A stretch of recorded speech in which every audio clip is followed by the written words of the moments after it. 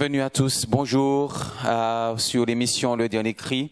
Donc nous sommes dans la joie encore de nous retrouver pour partager un moment avec le Seigneur autour de sa parole et surtout sur sa parole. Nous ne voulons pas aller au-delà de ce qui est écrit et surtout nous réveiller, nous préparer pour le retour du Seigneur qui revient très vite. Alors avant de continuer, bien sûr, nous allons demander l'assistance au Saint-Esprit. Sans lui, nous ne pouvons rien faire. Seigneur, merci encore pour ton nom, merci pour ta grâce.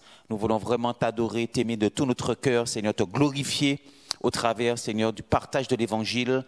Merci encore pour la doctrine pure, Seigneur. Merci encore pour l'avertissement, Seigneur. Merci car tu nous prépares, tu nous réveilles, Seigneur, au nom puissant de Yahushua HaMashiach. Que ton nom seul soit élevé. Tu es le Seigneur des Seigneurs, le Roi des Rois. Amen. Voilà, donc cette vidéo, j'ai à cœur de partager avec nous un sujet qui est comme un fardeau sur mon cœur et je me dois de le partager en toute simplicité, mais je ne veux pas avoir de soucis avec le Seigneur quand il reviendra. Je n'ai pas envie d'être confus non plus devant lui quand il me dira, mais pourquoi n'as-tu pas parlé? Pourquoi es-tu resté en silence? Pourquoi as-tu raisonné? Pourquoi as-tu été incrédule? Et n'as-tu pas annoncé ma parole? Tout simplement ma parole. Alors, je voudrais simplement partager avec vous un sujet qui est sur mon cœur depuis un certain temps. Et voilà que le 15 avril 2020, les médias vont en reparler, ça c'est sûr et certain. Il s'agit effectivement de l'incendie de l'église de Notre-Dame à Paris, qui a brûlé le 15 avril 2019. Alors, quel est le message du Seigneur? Quelle est la compréhension que nous devons avoir quand cet incendie a eu lieu? Nous avons vu que les présidents du monde entier, enfin, beaucoup de présidents ont été émus, ont manifesté leur émotion. Nous avons vu que les Parisiens et la France entière s'est mise à genoux, elle a pleuré, il y a eu beaucoup d'émotions, de pleurs, de détresse, de tristesse par rapport à cet incendie à Notre-Dame de Paris, un lieu qui est reconnu sur la scène internationale. C'est un centre spirituel à Paris, voilà, et qui fait que voilà, les nations, le monde entier visite cette cathédrale et elle a brûlé. Alors, quel est le message du Seigneur? En fait, qu'est-ce que le Seigneur... c'est la question. C'est-à-dire que les gens pleuraient, les gens étaient tristes, la France entière était pratiquement atterrée, mais quel était le sentiment et le cœur du Seigneur par rapport à cet incendie? Alors, s'il a permis cet incendie, c'est qu'il y a un message. Le langage du Seigneur est différent du langage des humains. Nous sommes humains, mais le Seigneur a son langage. Et il est important de décoder quand il y a des événements comme ça, quand il y a vraiment c'est une catastrophe, effectivement. Mais quelle est l'interpellation du Seigneur pour nous? Alors, il est clair, il est évident que le chapitre 12 du livre des Hébreux nous donne un élément de réponse par rapport à cet incendie. Et nous allons lire le passage qui est très révélateur. Hébreux, chapitre 12, à partir du verset 25. C'est une exhortation à la crainte d'Élohim, une exhortation à la crainte du Seigneur dans le culte qu'on lui rend. Prenez garde de ne pas refuser celui qui vous parle, car si ceux qui méprisèrent celui qui leur parlait sur la terre n'ont pas échappé, nous serons punis beaucoup plus si nous nous détournons de celui qui parle des cieux. Lui dont la voix se croit alors la terre, mais qui maintenant a fait une promesse en disant, une fois encore, je secourrai non seulement la terre, mais aussi le ciel. Voilà la promesse du Seigneur. Il a dit qu'une fois encore, il secourra la terre et aussi le ciel. Verset 27, or, ce une fois encore indique le changement des choses ébranlées,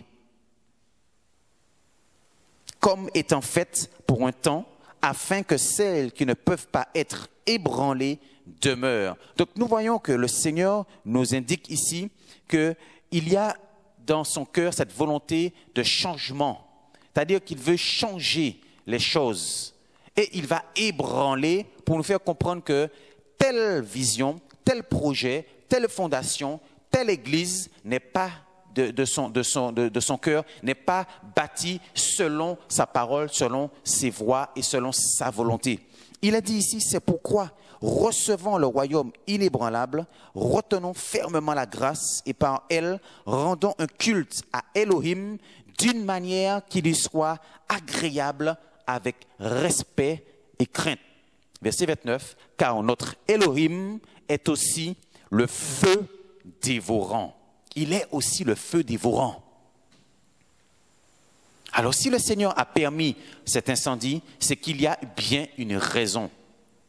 Le Seigneur utilise effectivement le feu pour brûler ce qui est vil, ce qui est inutile, ce qui mérite un changement.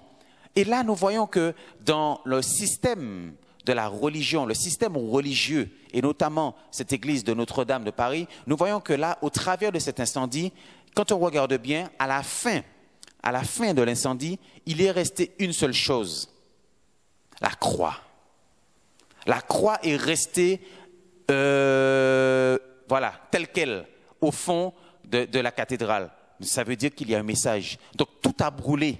L'édifice a brûlé, les fondements ont brûlé, le toit a brûlé. Mais une seule chose est restée. Et je crois qu'au travers de ça, même là, le Seigneur parle. Parce qu'il parle tantôt d'une manière, tantôt d'une autre. Mais nous devons prendre garde à la manière dont il parle.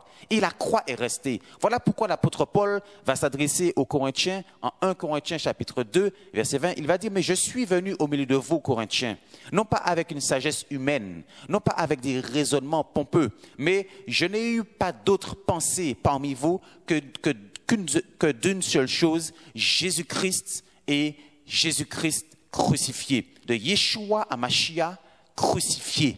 Alléluia, la croix. Voilà pourquoi le cri du Seigneur, avec cet incendie, avec le message que nous devons comprendre, l'interpellation, c'est que le Seigneur veut nous dire, je veux réformer l'Église. Voilà, si l'incendie a eu lieu pour brûler, voilà, dans l'entièreté, le système religieux, qui symbolise bien sûr la religion, l'idolâtrie, les fausses doctrines, l'erreur dans la doctrine du Seigneur. Le Seigneur veut nous interpeller que c'est l'heure de la réforme de l'Église. Il veut réformer l'Église et il nous interpelle pour nous faire comprendre qu'en profondeur, ce qu'il veut, c'est la croix. Il veut la croix, le message de la croix, de la mort et de la résurrection du Seigneur Yahushua. Je crois que l'heure est arrivée. L'heure est arrivée où le Seigneur veut vraiment nous interpeller, que ce soit aux Antilles, que ce soit en Martinique, que ce soit dans les Caraïbes, que ce soit dans les nations. Le Seigneur veut vraiment interpeller son Église. Le Seigneur Yahushua, son langage n'est pas notre langage. Nous voyons un Seigneur dans les évangiles qui marche à contre-courant.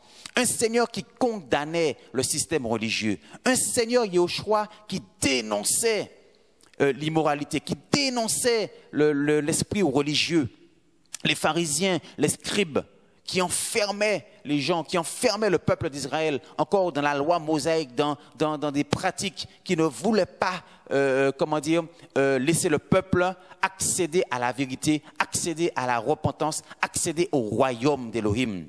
Nous voyons aujourd'hui que l'Église, que ce soit dans le niveau catholique, que ce soit dans les églises évangéliques, que ce soit dans d'autres fédérations, d'autres mouvements chrétiens. Mais l'Église est bâtie sur quoi? Est-ce que l'Église est bâtie sur l'homme ou l'Église est bâtie sur le Seigneur Yahushua HaMashiach? L'apôtre Paul va dire aux Corinthiens qu'il n'y a pas d'autre fondement, qu'il a posé le fondement comme un sage architecte. Et le seul fondement qui demeure, c'est le fondement de Yahushua HaMashiach. Tout faire selon le Seigneur, tout faire selon lui. Comment se fait-il qu'aujourd'hui, que des chrétiens soient emprisonnés, soient contrôlés par des dirigeants d'église? Comment se fait-il? Alors que Jean 10 nous dit que nous sommes des brebis du Seigneur, nous ne sommes pas des brebis d'un homme, nous ne sommes pas des brebis d'un pasteur, nous ne sommes pas des brebis d'un prêtre, nous sommes les brebis du Seigneur. C'est le Seigneur qui a toute autorité sur nous. C'est le Seigneur qui est le dernier mot. Comment se fait-il que nous retrouvons le contrôle, l'emprise, les préjugés, la surveillance comme ça dans les assemblées? Non, ce n'est pas possible. Nous voyons en Jean 2, et là le Seigneur interpelle pendant ce temps de confinement, nous devons nous repentir. Nous devons chercher le Seigneur de tout notre cœur pour nous demander, mais sur quoi suis-je bâti? Est-ce que je suis né dans la religion? Est-ce que je suis né dans une église? Ou est-ce que je suis né d'en haut? Est-ce que le Seigneur m'a fait naître d'en haut? Est-ce que mon esprit a été recréé, a été allumé par la flamme de l'esprit pour que je sois né d'en haut? Alléluia! Et non pas né de système religieux, né dans une église.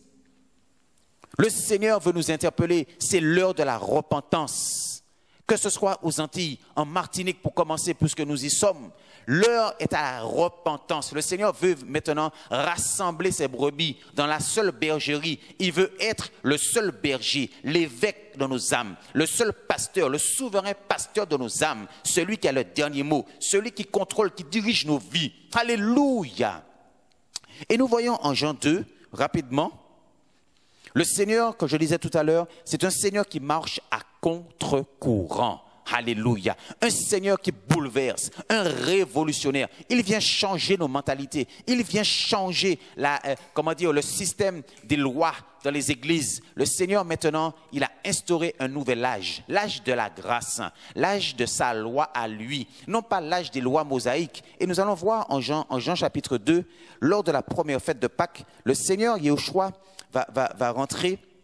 Il a dit en Jean chapitre 2 verset 13, « Et la Pâque des Juifs était proche, et Yahushua monta à Yerushalayim. Il trouva dans le temple les vendeurs de bœufs, de brebis, de colombes et les changeurs qui y étaient assis. Et ayant fait un fouet, mon Dieu, mais mon Père, mon Seigneur, mais j'imagine la scène, le Seigneur Yahushua qui confectionne ce fouet. Avec des petites cordes, il les chassa tous du temple. Il les chassa tous du temple avec les brebis et les bœufs.